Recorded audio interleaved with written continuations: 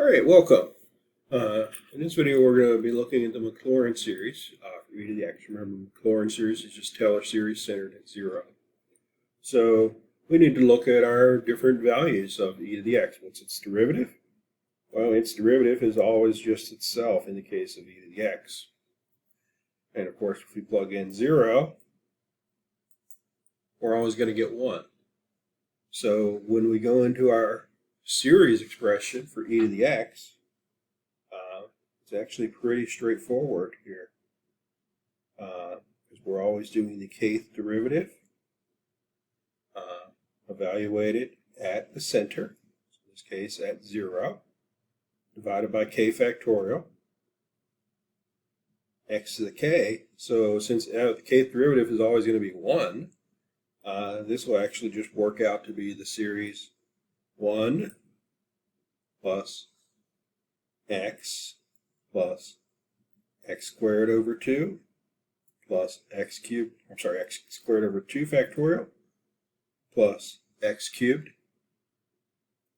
over 3 factorial, and so on and so on.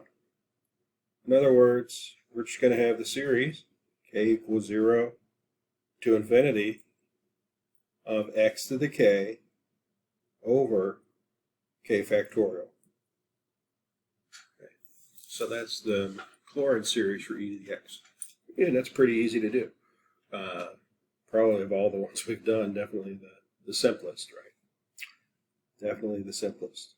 So then we still ask the question, when does it converge?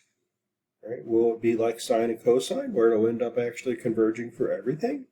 Or will it be something that is like our geometric series, where it only converges for a limited set of values? Okay. So to test convergence, remember since we have the factorials involved, it's probably best to use the ratio test. So we first compute the limit of the k plus 1 term. So x to the k plus 1 over k plus 1 factorial. So we'll compute this first, and then we'll do the limit. Now we divide it by x to the k over k factorial. So let's see what we get here. Writing it out, we'd have x to the k plus 1. And then I'm going to take the k plus 1 factorial with a little bit of foresight and rewrite that as k plus 1 times k factorial, because that k factorial in the division is going to jump up to the top,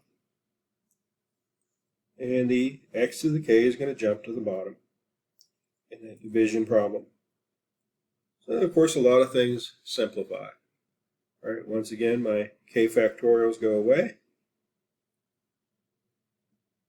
and my x to the k is going to cancel the k exponent out of the top, so that in the end this thing is just absolute value of x divided by k plus 1. And then we take the limit of that stuff as k goes to infinity. So the limit as k goes to infinity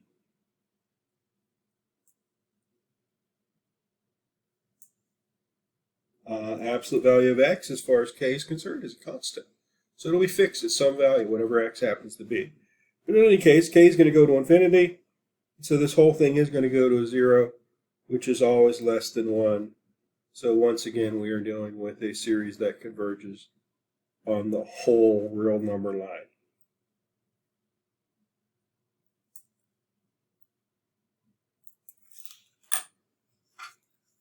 Okay, and so now we have our e to the x series, which again is a very straightforward series, x to the k over k factorial, and it converges for all real numbers.